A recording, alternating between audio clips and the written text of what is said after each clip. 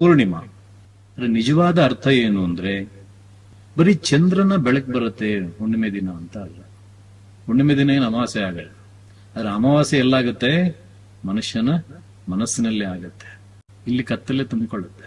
ಹಾಗೆ ಕತ್ತಲೆ ಈ ಪ್ರಕೃತಿಯಲ್ಲೂ ಕೂಡ ತುಂಬಿಕೊಂಡಿರುತ್ತೆ. ಆ ಪ್ರಕೃತಿನಲ್ಲಿ ತುಂಬಿಕೊಂಡಾಗ ಆ ಹುಣ್ಣಿಮೆಯ ದಿನ ಅವತ್ತು ರಾತ್ರಿ ಹೇಗಿರುತ್ತೆ? ಇಡೀ ಪ್ರಕೃತಿ ಬೆಳಕಿನಿಂದ ತುಂಬಿಕೊಂಡಿರುತ್ತೆ.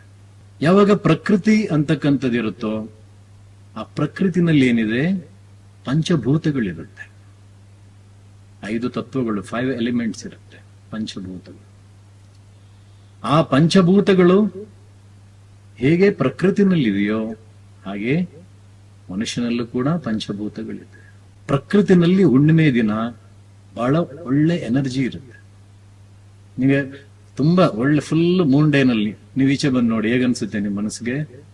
ಎಂತ ಒಳ್ಳೆ ಮೂನ್ ಡೇ ಅಂತ ಹೇಳ್ತೀವಿ. ಅದೇ ಅಮಾವಾಸ್ಯೆ ದಿನ ಬನ್ನಿ, ಭಯ ಆಗುತ್ತೆ. ಅಮಾವಾಸ್ಯೆ ದಿನ ಏನೇನಾಗ್ಬಿಡುತ್ತೋ ಅಂತ.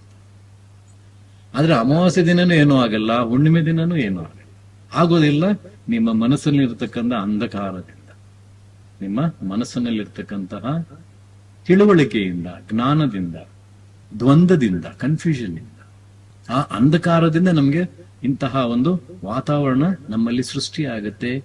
ಬಾಹ್ಯದಲ್ಲೂ ಪ್ರಕೃತಿನಲ್ಲೂ ಕೂಡ ಸೃಷ್ಟಿಯಾಗುತ್ತೆ.